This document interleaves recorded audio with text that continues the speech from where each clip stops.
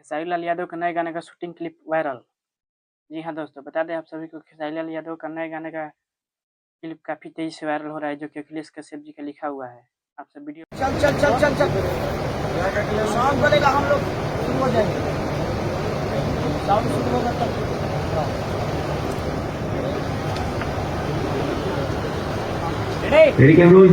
दोस्तों बता दें कि खेसारी लाल यादव का जो नया गाना आने वाला था उसमें थोड़ा डिले हो सकता है, क्योंकि अभी सावन का माहौल चल रहा है।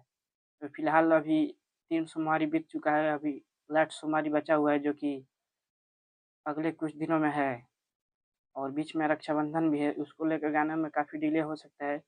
बताया जा रहा है कि अगले महीने की 4-5 तारीख से ये गाना आ सकता है, जो कि खेसारी लाल यादव और शिल्पी राज की आवाज़ में है। इस गीत को लिखे हैं अखिलेश कश्यप, जो कि अभी कंपनी का अनाउंसमेंट नहीं हुआ है, लेकिन इतना मालूम है कि बताया जा रहा है कि अन्नपूर्णा फ़िल्म्स पे ये गाना आएगा, जो कि ज़बरदस्त और रंगदारी गाना बहुत है। इस गाने का कुछ क्लिप भी वायरल हो रहा है, जो कि गाने में आप सब सुन सकते हैं, थोड़ा बहुत है, लेकिन उतना नहीं डाला गया है, थोड़ा बहुत वायरल हो रहा है। यही थी अपडेट। अपडेट कैसा लगा आप सभी को?